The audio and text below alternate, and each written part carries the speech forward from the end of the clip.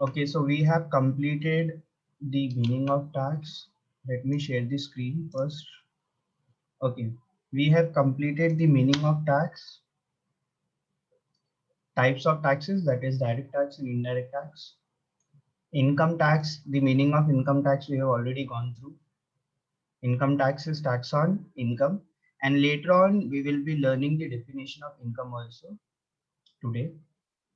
Section 1 was the introduction of this act. This act is called Income Tax Act 1961, applicable to whole of India, came into existence from first day of April 1962.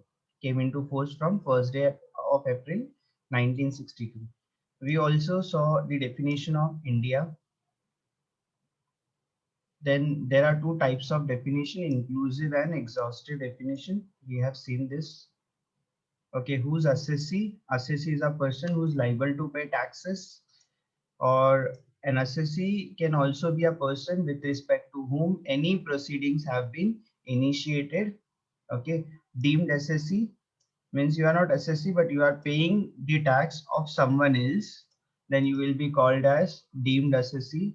Or assessee in default is someone in whose against, means the person is not assessee but by default the person is made assessee, maybe for paying taxes, for penalty fines and all. So assessee in default उसको बोल सकते हैं आप. Okay, सो assessee की definition में जो taxes पे करता है वो भी assessee है. जो डीम्ड assessee है मतलब वो assessee नहीं है बट वो किसी और का टैक्स जो है वो पे कर रहा है, मे बी माइनर है समझो. ठीक है, तो ऐसे केसेस में उसका इनकम क्लब हो जाएगा इसके साथ में, तो किसी और के इनकम का टैक्स जो है वो पे कर रहा होगा, तो उस केस में उसको डीम्ड assessee बोला जाएगा. असेसी इन डिफॉल्ट भी असेसी होता है. ठीक है, सो असेसी का डेफिनेशन सिर्फ इतना ही नहीं होता है कि जो टैक्सेस पे करता है. ठीक है, खुद का टैक्सेस, किसी और का टैक्सेस, या फिर इस एक्ट में वो फाइन एंड पेनल्टी पे करेगा तो भी उसको असेसी आप बोलेंगे. Okay, now we will be talking about assessment. Okay, assessment includes reassessment. ठीक है, असेसमेंट में रीअसेसमेंट भी होता है. ये किस टाइप की डेफिनेशन है, मैंने आपको बताया था दो तरह की डेफिनेशन होती है, इंक्लूसिव एंड एग्जॉस्टिव. तो आउट ऑफ दिस आपको क्या लगता है कौन सी डेफिनेशन है वो? Assessment includes reassessment. सो कौन से टाइप की डेफिनेशन लगती है आपको? बोलो फटाफट. ऑन करके सो जाते हो तुम लोग.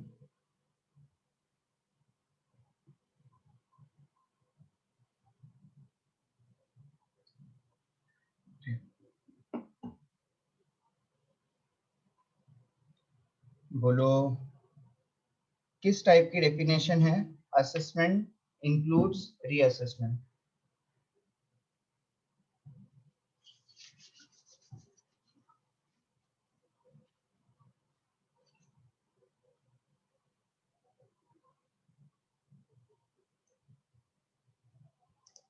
नोबडी, किसी को आता नहीं है. Very good. Okay, so inclusive definition is something which includes, the word includes, okay, or starts with the word includes, या contain the word includes, and it gives certain examples. Okay, if you look at this definition, it says it includes reassessment. So assessment में reassessment भी आता है, ये उन्होंने बता दिया. ठीक है, but they have not defined it exactly. Inclusive definition ऐसे ही होती है, वो पूरे टर्म को डिफाइन नहीं करती, रादर कि वो क्या करते हैं कुछ एग्जांपल्स या फिर उसमें क्या क्या आता है that they will give, but they will not give the complete definition. So to understand the meaning we need to understand the general meaning of the assessment. Assessment क्या होता है? ठीक है, assessment is a process of determining the correctness of income declared by the assessee and calculating the amount of income payable by him and further procedure of imposing tax or tax liability on that person. So what you are going to do, you are going to calculate, or you are going to ask yourself what is my income and tax. Okay, now during assessment you need to find out your total income, then you will calculate your taxes. Okay, you will file ITR, your income will be verified by the IT department and corrective action will be taken by them.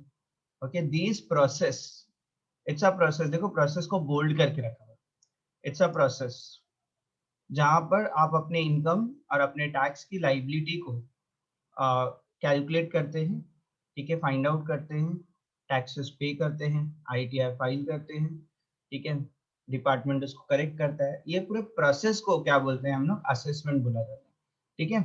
Assessment is a process of determining the tax liability, ठीक है। तो आपकी tax liability determine होती है आपके assessment के through, ठीक है। सो दिस इज असेसमेंट, ये असेसमेंट की डेफिनेशन है।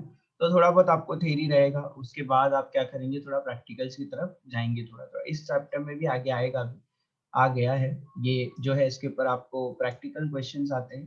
प्रैक्टिकल मतलब कॉन्सेप्चुअल क्वेश्चंस आते हैं इसके ऊपर आइडेंटिफाई करने के लिए कि कौन सा टाइप का पर्सन है, ये आइडेंटिफाई करने के लिए आपको क्वेश्चंस आते हैं, ठीक है। ओके, नाउ वंस अगेन एक और एक डेफिनेशन आप देखेंगे जो कि इंक्लूसिव डेफिनेशन है। पर्सन इंक्लूड्स, तो इसमें क्या क्या चीजें आती है वो बताने वाला है आपको। पर्सन इंक्लूड्स एन इंडिविजुअल, ठीक है। इंडिविजुअल का मतलब क्या होता है, एक नेचुरल पर्सन को बोलते हैं, ठीक है, जैसे कि आप, मैं, ठीक है, हम लोग क्या है, इंडिविजुअल, एक अकेला बंदा जो होता है, ठीक है। तो आपको ऐसा आ सकता है क्वेश्चन में, mister Mohammad Javed an assistant professor, तो वो इंडिविजुअल की कैटेगरी में आएगा, ठीक है। प्राइम मिनिस्टर, ठीक है, नरेंद्र मोदी, तो किस में आ जाएगा, एन इंडिविजुअल में आ जाएगा।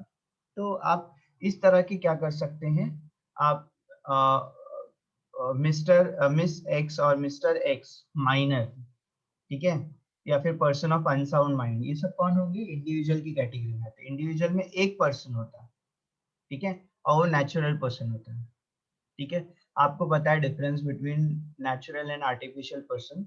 नेचुरल पर्सन और जो तुम्हारा आर्टिफिशियल पर्सन होता है, it is created by law, जैसे तुम्हारी कंपनीज वगैरह जो होती हैं, ठीक है।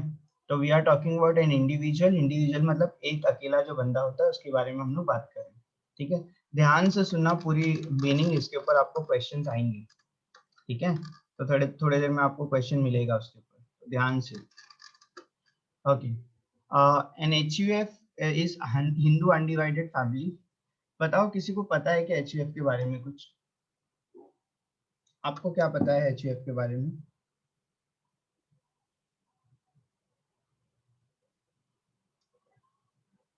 फर्स्ट टाइम सुना है आप लोगों ने, यस और no?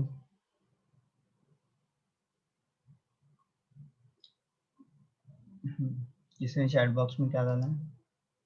Yes sir, first time, बाप रे बाप। तुमने 12th किया ही नहीं, तो तुमको 12th में हिंदू अनडिवाइडेड फैमिली था ही नहीं, जॉइंट जॉइंट हिंदू फैमिली जिसको बोलते हैं, ठीक है, it is also called as joint Hindu family. Hmm, हाँ वही है, हिंदू अनडिवाइडेड फैमिली उसी को बोलते हैं, जॉइंट हिंदू फैमिली को ही बोलते हैं, ठीक है। जिसमें एक कर्ता होता है, बाकी के को पार्टनर्स होते हैं।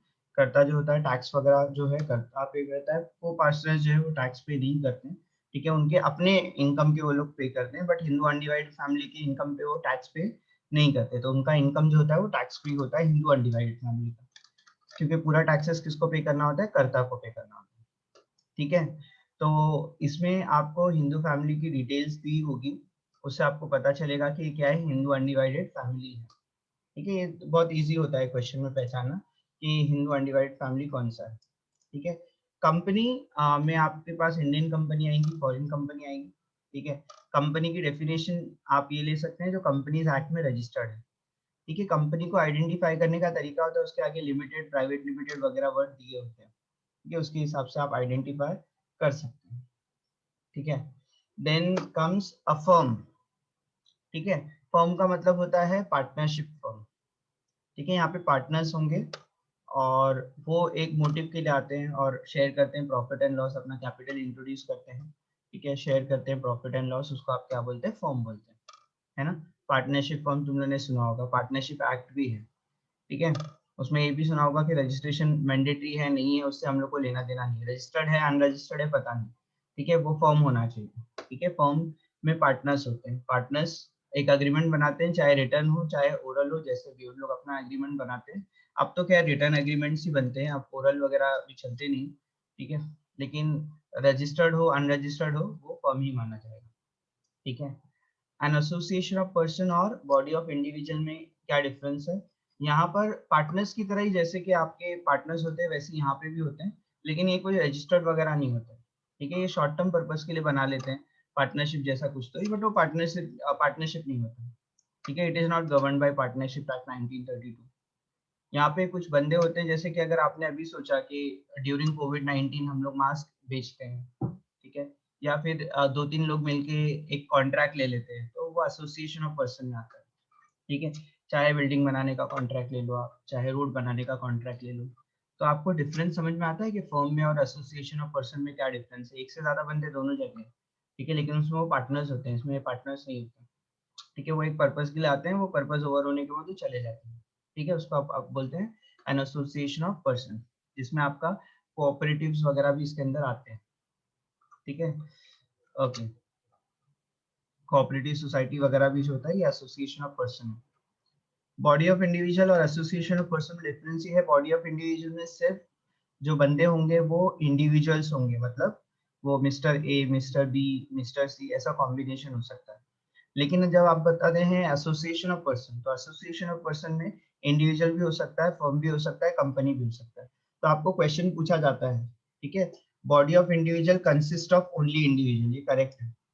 तो बॉडी ऑफ इंडिविजुअल मतलब यहाँ पे इंडिविजुअल्स की बॉडी है, मतलब इंडिविजुअल्स ने मिलकर जो बॉडी बनाया हुआ है, ठीक है, उसको बॉडी ऑफ इंडिविजुअल्स बोला जाता है।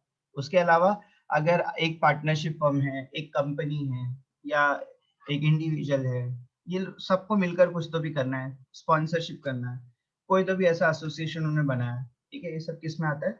एसोसिएशन ऑफ पर्सन में आता है। इसमें ज्यादा डिफरेंस नहीं है, यहाँ पे दोनों जगह ग्रुप्स होते हैं। बॉडी ऑफ इंडिविजुअल में इंडिविजुअल्स के ग्रुप होते हैं, एसोसिएशन ऑफ पर्सन में individual as well as others भी आ गए, मतलब फॉर्म भी आ सकता है, कंपनी भी आ सकता है। ठीक है, सब आ सकते हैं वहाँ पे। तो एन एसोसिएशन ऑफ पर्सन और body of individuals. Local authority में आपके बीएमसी वगैरह आते हैं।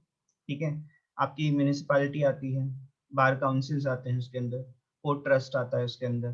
ठीक है, तो ये सारी चीजें किस में आती है? लोकल अथॉरिटी में आती है। म्यूनिसिपैलिटी, पंचायत वगैरह जो है, जिनको लोकल डिसीजन लेने की अथॉरिटी होती है, तो that is a local authority. ठीक है, आपके केस में वो म्यूनिसिपैलिटी है, गांव वगैरह के केस में वो विलेज पंचायत वगैरह होती है।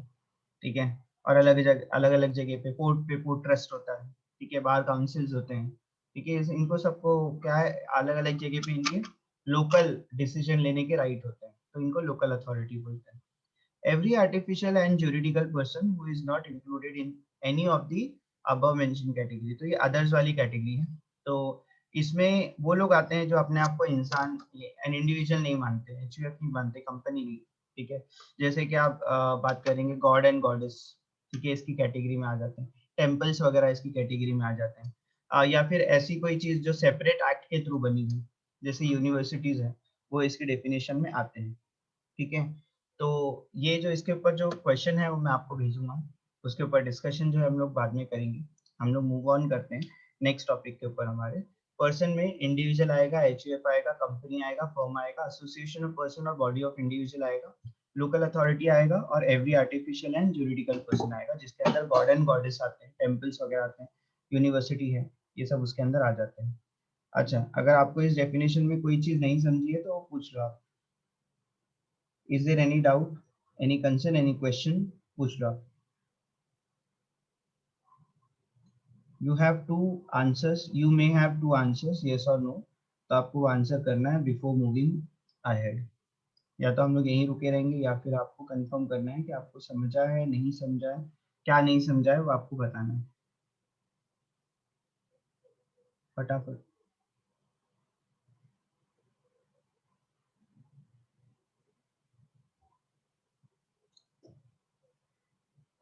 बोलो,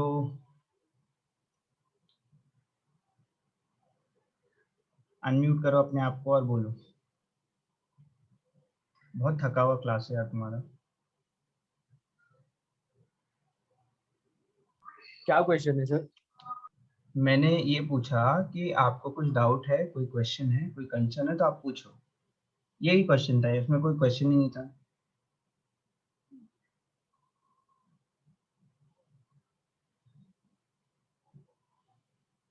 इसका मतलब तुम लोग सारे लोग क्या करते हैं, सिर्फ फोन चालू करके छोड़ देते हैं। नेक्स्ट टाइम से मैं एक एक को अनम्यूट करवा कर आपसे क्वेश्चन पूछूंगा। बोलो किसने अनम्यूट किया है? सर ये एचपीयू का मतलब क्या? AHP क्या? एएचयू HUF है वो, हिंदू अनडिवाइडेड हाँ फैमिली। जॉइंट हिंदू फैमिली पढ़ा है ना? हाँ जॉइंट पढ़ा हिंदू है फैमिली पढ़े थे, हाँ उसी को बोलते हैं आप एचपी में हिंदू पढ़ा है हाँ हाँ सर उस जॉइंट हिंदू फैमिली को ही बोलते हैं हाँ हाँ, जॉइंट हिंदू फैमिली को ही HUF बोला जाता है, हिंदू अनडिवाइडेड फैमिली, जहाँ पे फैमिली जो है वो डिवाइड नहीं हुई है और उनका एक कॉमन सोर्स ऑफ इनकम है। ठीक है, तो आप उसको हिंदू अनडिवाइडेड फैमिली बोलेंगे। इसको पहचानना थोड़ा इजी होता है। ठीक है, क्वेश्चन में आपको दिया होता है कि एक हिंदू फैमिली की डिटेल दी होती है, तो आपको पता चल जाता है कि हिंदू अनडिवाइडेड फैमिली है। ठीक है, इसके ऊपर क्वेश्चन का मैंने अभी स्क्रीनशॉट लिया नहीं, मैं आपको लेके फिर मैं आपको भेजूंगा। ये पैन की डिटेल है, आपके सिलेबस के बाहर है, बट अगर आपने आपका पैन नंबर देखा होगा तो आपका पैन नंबर कुछ इस तरह का होता है, और आपका जो 4th डिजिट होता है वो आपको बताता है कि आप कौन से टाइप के पर्सन हो। ठीक है, ओके सर तो पैन नंबर आप देखेंगे तो पैन नंबर का जो 4th डिजिट होगा आपका, क्योंकि आप इंडिविजुअल हो तो इंडिविजुअल के केस में आपको P दिखता है यहाँ पे। ठीक है, और ठीक उसके है बाद नेक्स्ट वाला अल्फाबेट जो है इमीडिएटली वो आपका सरनेम का होता है। ठीक है, तो ये हो ठीक गया है आपका पैन नंबर। पैन नंबर की डिटेल्स है, बाकी सारी तो ये अल्फाबेट का कॉम्बिनेशन होता है। ये 3 जो है ये अल्फाबेट का कॉम्बिनेशन होता है, ये जो 4 है ये आपका नंबर्स का कॉम्बिनेशन होता है, और ये जो लास्ट का जो आप देखते हैं लेटर जो होता है, ये इन सब का जो होता है वो मिक्स होके एक अल्फाबेट यहाँ पर आपको मिलता है। ठीक है, वो यहाँ पर आता है। खैर ये आपका पैन नंबर है, ये आपका कोई डिटेल्स एग्जाम वगैरह में आएगी नहीं, बट यू शुड नो कि आपका 4th डिजिट जो होता है पैन नंबर का, आप देखेंगे जब अपना पैन कार्ड निकालेंगे तो आपको 4th डिजिट आपका P ही दिखेगा। P मतलब आपका पर्सनल या फिर प्रोप्राइटर या फिर आप बोल सकते हैं इंडिविजुअल, इंडिविजुअल की कैटेगरी होती है। ठीक है, पार्टनरशिप ठीक है फर्म के सर केस में F आएगा, कंपनी के केस में C आएगा, हिंदू अनडिवाइडेड फैमिली है तो H आएगा, एसोसिएशन ऑफ पर्सन है तो A है, ट्रस्ट है तो T। हेलो ठीक है, सर। बोलो। सर पैन हम्म, कार्ड तो इंडिविजुअल का ही बनता है ना? क्यों, कंपनी का भी पैन कार्ड बनता है, किसी का भी होता है बेटा पैन कार्ड। हाँ पैन सर कार्ड किसी भी पर्सन का बन सकता है, ऐसा इंडिविजुअल का ही बनेगा जरूरी थोड़ा ना। ट्रस्ट का भी पैन कार्ड होता है, बॉडी ऑफ इंडिविजुअल्स भी होते हैं, लोकल अथॉरिटी का भी होता है, जो जिस तरह से टैक्स पे करता है उस तरह से उनका पैन कार्ड बनता है। तो अगर आप आपकी कंपनी है और आप इंडिविजुअल भी हो, ठीक है, तो कंपनी का टैक्स अलग से पे होगा, आपका इंडिविजुअल में P में आएगा, आपका पैन कार्ड अलग रहेगा। इंडिविजुअल का पैन कार्ड अलग होता है, कंपनी का पैन कार्ड अलग होता है। ठीक है, ये अच्छा। 4th डिजिट जो है वो आपका बताता है कि आपका कौन सा टाइप का पर्सन है। ठीक है, तो गवर्नमेंट तो जो आपका लोकल अथॉरिटी में आता है, लेकिन गवर्नमेंट को यहाँ पे अलग से किया है। तो और आर्टिफिशियल जुरिडिकल पर्सन को J दिया है, जुरिडिकल पर्सन का J। तो खैर आपको इतना डिटेल में पैन कार्ड की स्टडी करने की जरूरत नहीं, सिलेबस के बाहर है, खाली नॉलेज यस पर्पस सर के लिए डाल दिया है। ओके, इनकम की डेफिनेशंस यहाँ पर डाली हुई है। इनकम में कुछ ये इंक्लूसिव डेफिनेशन है, तो we are just giving certain examples. जैसे प्रॉफिट्स एंड गेन्स भी इनकम होता है, डिविडेंड जो है इनकम होता है। डिविडेंड किस पे मिलता है बेटा, जल्दी बोलो। शेयर पे। Share holder share, share holders को डिविडेंड मिलता है, और आपको पता है कि डिवेंचर होल्डर्स को इंटरेस्ट वगैरह, लोन वगैरह पे इंटरेस्ट मिलता है। प्रॉफिट्स एंड गेन्स का मतलब तो आपको पता है, बिजनेस से होता है प्रॉफिट्स एंड गेन्स। सैलरी का मतलब मालूम है, yes sir yes wages sir. का भी मतलब पता है तुम लोग को। परक्यूजिट तुम लोगों ने यस से सर। पहले नहीं सुना होगा, है ना? Yes sir. हाँ, परक्यूजिट में क्या होता है बेटा, परक्यूजिट जो होता है एम्प्लॉयर जो है एम्प्लॉय को देता है, not in form of cash. Cash की बात नहीं कर रहे, जैसे लैपटॉप यूज करने के लिए दे दिया है। ठीक है, अगर वो हाँ पर्सनल पर्सनल यूज कर पा रहा है इसका, तो आप उसको परक्यूजिट बोलेंगे। जैसे अगर आप ऑफिस में जाते हैं और आपने ऑफिस का लैपटॉप यूज किया, तो उसको परक्यूजिट नहीं बोला जाता। आपको दे दिया है पर्सनल यूज करने के लिए, आपको कार दे दिया है, कार देके आपको बोला है कि आपको ऑफिस से घर आना है, घर से ऑफिस जाना है, तो उसको परक्यूजिट नहीं बोला जाता है। आप अपना पर्सनल काम कर पा रहे हैं तो आप उसको परक्यूजिट बोलेंगे। या फिर एम्प्लॉयर ने आपका घर का इलेक्ट्रिसिटी बिल पे कर दिया, आपका LIC पे कर दिया, तो ये सारी चीजें किस में आती है, परक्यूजिट्स में आती है। तो आपका बेनिफिट जो है वो किसकी वजह से होता है, एम्प्लॉयर की वजह से होता है। एम्प्लॉयर आपको कैश देने की बजाय आपके घर के कुक की सैलरी, मतलब कुक रख दिया फ्री में आपको, ठीक है। आपको पता है कि अगर आपको आपकी अगर एम्प्लॉयर ने नहीं किया होता तो आपको करना पड़ता है, तो आपके लिए बेनिफिट है। तो ये जो बेनिफिट्स होते हैं उसको आप क्या बोलते हैं, परक्विजिट्स बोलते हैं। एम्प्लॉयमेंट में जो होते हैं बेनिफिट्स उसको आप परक्विजिट्स बोलते हैं, ठीक है। इलीगल इनकम भी इनकम आता है, तो यहाँ पर हम लोग लीगल और इलीगल की बात नहीं कर रहे। इलीगल इनकम भी इनकम की कैटेगरी में आता है, उसको भी आपको टैक्स पे करना है। तो इनकम फ्रॉम रॉबरी, मर्डर, ठीक है, ये सारी चीजें इनकम की कैटेगरी में आती है। आप बोलेंगे सर एक तो बंदा किसी ने अनम्यूट किया, वो म्यूट इसको कर दो, निकालना है, इसको भी प्लेन करना बना फिर दे, ठीक है। तो एनी इलीगल इनकम भी जो होता है वो भी इनकम की कैटेगरी में आ जाता है, ठीक है। तो आप बोलेंगे कि अगर किसी ने रॉबरी किया है, वो उसके ऊपर इनकम टैक्स पे करना चाहता है, हाँ वो कर सकता है, पे कर सकता है, पे करना है एक्चुअली, तो उसको इनकम टैक्स उसके ऊपर पे करना ही है, ठीक है। उससे ये नहीं पूछा जाएगा कि आपने रॉबरी किया है तो आपके ऊपर पुलिस केस होगा, यस उसके ऊपर वो जो होना है, जो करना है वो तो अपना जो लॉ जो उसके ऊपर एप्लीकेबल होता है वो तो होगा उसके ऊपर, वो अलग बात है। बट इलीगल भी है तो भी वो इनकम की कैटेगरी में आता है, उसके ऊपर भी टैक्स लगेगा, उसके ऊपर उसको टैक्स भी पे करना है, ठीक है, वो उसका इनकम माना जाएगा। ऑल्दो जो लीगल जो प्रोसीडिंग्स है उसके अगेंस्ट वो रहेगी वैसे की वैसे, लेकिन यहाँ पे इनकम जब हम लोग टैक्स की बात करते हैं और जब हम लोग इनकम की बात करते हैं तो इलीगल इनकम भी इनकम की कैटेगरी में आता है, ठीक है। Any income that is received at irregular intervals, कोई आपको इरेगुलर इंटरवल्स में आपको इनकम मिला है तो भी इनकम की कैटेगरी में आता है। Any taxable income that have been received from source outside India, अगर आउटसाइड इंडिया से आपको कोई इनकम आया है तो भी। Any benefit that can be measured in money, अगर आप कोई बेनिफिट को पैसे में आप कन्वर्ट कर पाओ तो ऐसी भी चीज क्या होती है, इनकम की डेफिनेशन में आती है। You have to understand one thing that income tax is tax on income, और ये सारे इनकम की कैटेगरी के एग्जाम्पल्स है, ठीक है। इसमें मैंने खाली कुछ एग्जाम्पल्स दिया, इनकम की डेफिनेशन थे वो 2 पेज से ज्यादा की, ठीक है। इसमें मैंने कुछ एग्जांपल्स दे दिए, कुछ टेक्निकलिटी है इसमें डाला है, बाकी मैंने छोड़ दिया है इसके अंदर। Any benefit that can be measured in money, any subsidy और रिलीफ और रीइंबर्समेंट, आपको पता है सब्सिडी जो है उसको क्या बोलते हैं, ठीक है। सब्सिडी गवर्नमेंट से भी आपको मिल सकती है, लोकल जो आपके एनजीओ वगैरह है उससे ही मिलती है। सब्सिडी की वजह से आपकी कॉस्ट जो है वो कम हो जाती है। सब्सिडी इज अ बेनिफिट, आपको तो अब पता है कि क्या नाम है अपना, गैस वगैरह पे सब्सिडी तो आप सुना है, तो एकदम आपके लिए बहुत ओल्ड चीज नहीं है आपके लिए एकदम, मतलब हर बार हम लोग सुनते हैं ये word subsidy, it's a benefit, ठीक है। रिलीफ, सब्सिडी, रीइंबर्समेंट मतलब अगर आप कोई एक्सपेंसेस करेंगे तो उसका बेनिफिट मतलब आप उसको, मैं आपको बोल देता हूँ एक काम करो, तुम अपने पैसे का ले आओ, मैं आपको रीइंबर्समेंट कर दूंगा, ठीक है। रीइंबर्समेंट मतलब आप पहले एक्सपेंसेस करेंगे उसके बाद आपको पैसा मिलेगा, तो आप उसको रीइंबर्समेंट बोलते हैं, ठीक है। सो आप बोलेंगे कि मैंने ही अपना पैसा खर्चा किया था, मैंने मुझे रीइंबर्समेंट मिला, तो उसको आप इनकम बोलेंगे नहीं, ऐसी जगह पे हम लोग नहीं बोल रहे। इसका एग्जांपल मैं आपको देता हूँ, आप गए अपने पर्सनल ट्रिप पे, मनाली गए, घूम कर आए, ठीक है। और उसके बाद आपका जितना भी एक्सपेंसेस था, अगर आपके ऑफिस में एम्प्लॉय मतलब जो आपका एम्प्लॉयर है वो अगर आपको रीइंबर्स करके देते हैं, मतलब आपको पैसे वापस देता है उस चीज के, तब आप बोलो उसका बेनिफिट है या नहीं है आपको, यहाँ पे बेनिफिट होगा या नहीं है आपको। एक तो आप मनाली घूम कर आए, ठीक है, सारे एक्सपेंसेस आपने किससे क्लेम किया है, एम्प्लॉयर से आपने क्लेम किया, is it the benefit, benefit है या नहीं है ये, वापस हो गया, ठीक है। तो इस तरह के चीजों को आप क्या बोलते हैं, रिइंबर्समेंट में आ जाता है। गिफ्ट अगर है एक्सीडिंग 50,000 विदाउट कंसिडरेशन है, किसी इंडिविजुअल या एचयूएफ को मिला है, 50,000 से कम का जो गिफ्ट होता है वो टैक्सेबल नहीं होता कभी, ठीक है। 50,000 से ऊपर का गिफ्ट जो है वो टैक्सेबल होगा, ओके। चैट बॉक्स में किसी ने डाला है। एनी प्राइजेस, तो आपको पता है प्राइस किसको बोलते हैं। Casual income like winning from lottery, horse races, gambling etcetera, casual income किसको बोलते हैं, लॉटरी इनकम वगैरह को बोलते हैं, ठीक है।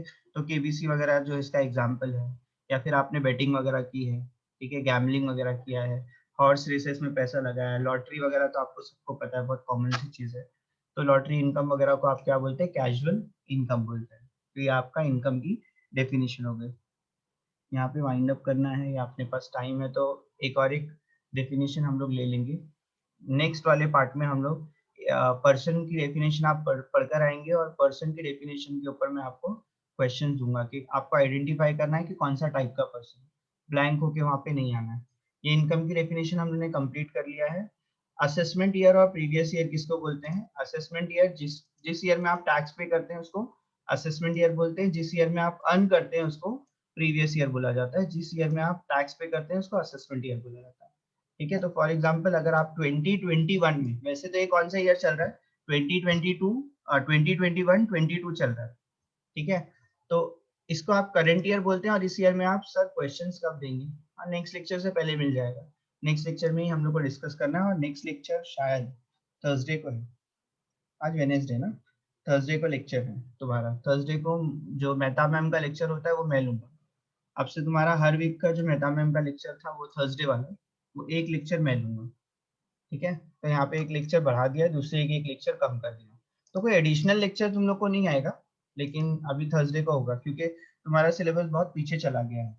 सेम टॉपिक जो है मैम ने दूसरा टॉपिक भी खत्म कर दिया, इसके बाद वाला भी टॉपिक हमने खत्म कर दिया एस वाई बैक में, तो तुम लोग थोड़े से पीछे हो, तुम्हारी गलती नहीं है, लेक्चर ही नहीं है। ठीक है, तो अभी हम लोग को नंबर ऑफ लेक्चर बढ़ाना पड़ेगा, बट इसका मतलब ये नहीं है कि तुम्हारा एक एक्स्ट्रा लेक्चर बढ़ेगा, तुम्हारे ही लेक्चर को कन्वर्ट किया है। ठीक है, तो अभी फिलहाल उस लेक्चर के साथ मैं क्या करूंगा, दोनों को मिक्स, मतलब मिक्स हो जाएगा, तुम्हारे लिए कोई एडिशनल लेक्चर नहीं है, बट मेरा एक एक्स्ट्रा लेक्चर हो जाएगा यहाँ पर।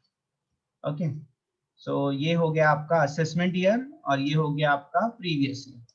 ठीक है, तो असेसमेंट ईयर के पहले आता है प्रीवियस ईयर। असेसमेंट ईयर को आप कैसे डिफाइन करते हैं? Assessment year is the period of 12 months commencing on 1st April। ठीक है, assessment year is the 12 months period commencing on 1st April till 31st March of next year। तो assessment year जो होता है वो period of 12 month है, तो क्या 2021 assessment year हो सकता है? yes। क्या 2022 2021 22 हो सकता है assessment year? हाँ, हो सकता है। ठीक है, तो 1st अप्रैल से स्टार्ट होगा, 31st मार्च को खत्म हो जाएगा, दैट इज असेसमेंट ईयर। उसको करंट ईयर भी बोला जाता है, मतलब इस करंट ईयर को आप असेसमेंट ईयर बोलते हैं क्योंकि करंट ईयर में कोई भी टैक्स पे करते हैं, इसलिए उसको असेसमेंट ईयर बोला जाता है। ठीक है, तो आप इनकम कब अर्न करते हैं? इनकम पहले अर्न करना पड़ेगा, तब तो आप टैक्स पे करेंगे। तो जिस ईयर में आप इनकम अर्न करते हैं, तो अगर मैं पूछूं कि 2020-21 का प्रीवियस ईयर क्या है, तो आपका आंसर होगा 2019-20। प्रीवियस ईयर को डिफाइन कैसे किया है? Previous year comes before assessment year. ठीक है, previous year comes before assessment year, इसके बाद की डेफिनेशन है प्रीवियस ईयर की। फिलहाल असेसमेंट ईयर समझ लो, assessment year is a period of 12 month. ठीक है, and it starts on 1st April, ends on 31st March. कोई भी ईयर को आप असेसमेंट ईयर बोल सकते हैं जिस ईयर में आपने इनकम टैक्स पे करना है। ठीक है, इनकम टैक्स कैलकुलेट होगा, पे होगा, जिस ईयर में असेसमेंट होगा उसको असेसमेंट ईयर बोलते हैं। असेसमेंट तो आपको पता है किसको बोलते हैं, अभी थोड़ी देर पहले हमने डिस्कस किया था। In assessment, we file ITR, we calculate our income and tax liability, and then IT department verifies it. This process is called assessment. तो जिस ईयर में ये असेसमेंट होता है उसको क्या बोलते हैं? आप असेसमेंट ईयर बोलते हैं। ठीक है, तो आपको इस तरह के क्वेश्चंस भी आते हैं कभी कभी एग्जाम में कि 1920 का असेसमेंट ईयर क्या होगा। असेसमेंट ईयर कभी भी आगे वाला ईयर होता है, प्रीवियस ईयर कभी भी पीछे वाला ईयर होता है। ठीक है, तो जिस ईयर में इनकम अर्न होता है उसको प्रीवियस ईयर बोला जाता है, जिस ईयर में टैक्स पे होता है उसको असेसमेंट ईयर बोलते हैं। ठीक है, तो जिस ईयर में इनकम अर्न होगा उसको प्रीवियस ईयर बोलेंगे, जिस ईयर में इनकम टैक्स होगा उसको असेसमेंट ईयर बोलेंगे। अभी आप देखेंगे तो प्रीवियस ईयर की भी डेफिनेशन यहाँ पे दिया है, और यहाँ पे कुछ एग्जांपल्स दिए हुए हैं। प्रीवियस ईयर अगर ये है तो असेसमेंट ईयर ये होगा, उसके आगे वाला असेसमेंट ईयर होता है। ठीक है, या फिर आपको क्वेश्चन पूछा जा सकता है कि इसका आपको प्रीवियस ईयर कौन सा है, तो पहले वाला होगा, असेसमेंट ईयर बाद वाला होता है कभी भी। ठीक है, क्वेश्चन ऐसे भी आते हैं, ध्यान रखना है। प्रीवियस ईयर में क्या करते हैं? इनकम अर्न करते हैं। असेसमेंट ईयर में क्या करते हैं? टैक्स पे करते हैं। बहुत सिंपल सी चीज है। तो प्रीवियस ईयर किसी का भी लेस देन 12 मंथ हो सकता है, हाँ, in case of new companies, क्योंकि वो कंपनी जरूरी नहीं है कि फॉर्म होगी, और जरूरी नहीं है कि 1st अप्रैल को फॉर्म होगी। ठीक है, तो फॉर एग्जांपल आपका जो कंपनी है वो अगस्त में फॉर्म हुआ है, तो इनकम भी तो तभी अर्न करना स्टार्ट होगा। अभी आप न्यू बॉर्न बेबी का ही देख लो, एक बेबी जिस दिन बर्थ लेगा उसके बाद ही वो अर्न करना स्टार्ट करेगा। आप बोलेंगे सर न्यू बॉर्न बेबी भी इनकम अर्न कर सकता है, तो मेरा क्वेश्चन आपसे, आपको क्या लगता है कि एक newborn baby income earn कर सकता है क्या?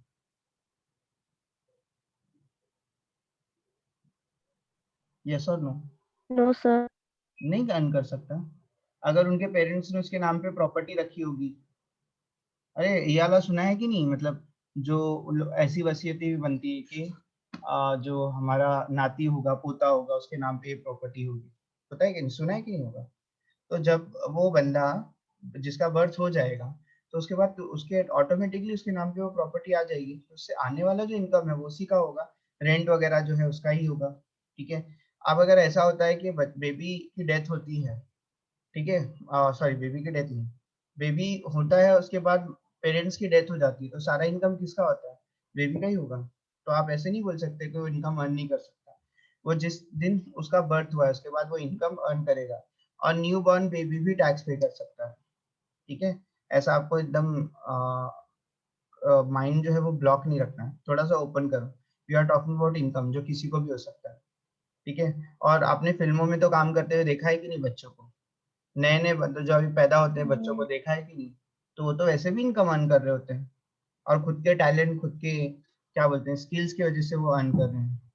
ठीक है। तो खैर खैर आपको पता है कि वो टैक्स पे करने की पोजीशन में इसलिए नहीं है क्योंकि उसको पता ही नहीं कि टैक्स क्या होता है। तो वो अलग बात है, लेकिन उसके लिए आपको एक बंदा लगेगा, उसके पेरेंट्स वगैरह है, उसको डीम्ड एसएससी, मैंने आपको बताया था डीम्ड एसएससी किसको बोलते हैं, जो किसी और का टैक्स वगैरह पे कर रहा होता है। ठीक है। तो ऐसे केसेस में वो जिस लेकिन इतना तो है कि उसके बर्थ से पहले वो इनकम कैसे अर्न करेगा? जिस चीज का एग्जिस्टेंस ही नहीं है, वो एग्जिस्टेंस से पहले इनकम अर्न नहीं कर सकता। और प्रीवियस ईयर का मतलब क्या होता है? प्रीवियस ईयर में आपको इनकम अर्न करना है। तो अगर कोई बेबी बॉर्न हुआ है अगस्त में, सितंबर में, अक्टूबर में, नवंबर में, दिसंबर में, कभी भी बॉर्न हुआ है, या कोई एक कंपनी जो कि सेटअप हुई है या रजिस्टर हुई है, ठीक है, बिटवीन द ईयर्स, तो उसका जो असेसमेंट, उसका जो प्रीवियस ईयर होगा, कभी भी क्या होगा, लेस देन 12 मंथ्स हो सकता है। ठीक है। तो previous year can be less than 12 months in case of new business. ठीक है। क्यों न्यू बिजनेस? क्योंकि जब से वो उसका बर्थ होगा बिजनेस का, बिजनेस के बर्थ को क्या बोलते हैं, सॉरी, कंपनी के बर्थ को क्या बोलते हैं?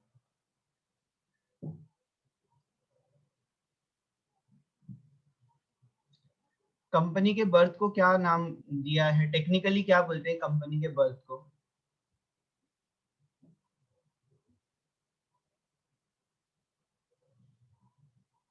ओके, इनकॉर्पोरेशन वर्ड सुना है क्या?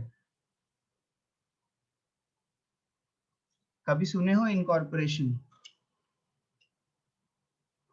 Yes sir.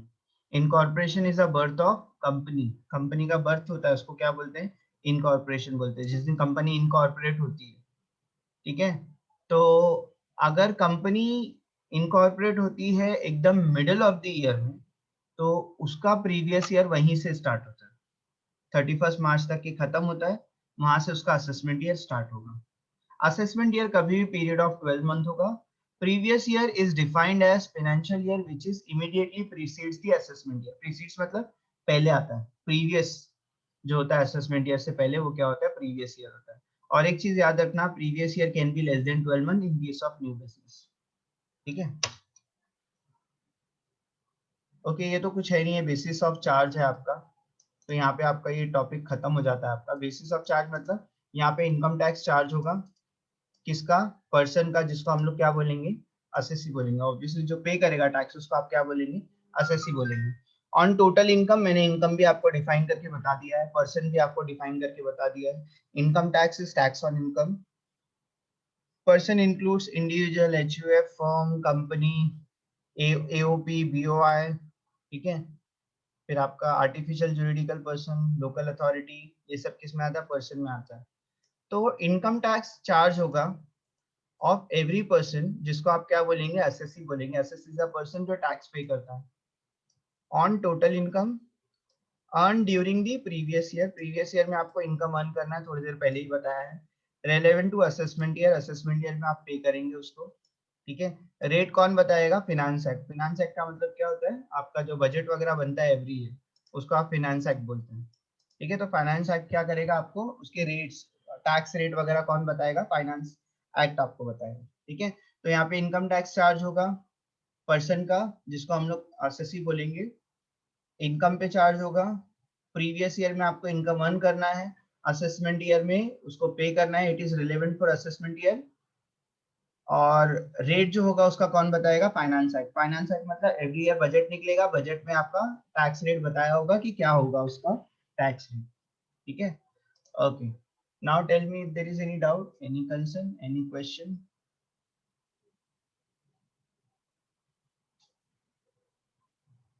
No, sir. Okay, then we will wind up. 4 minute बाकी है। अटेंडेंस मैं ले लूं पहले। आप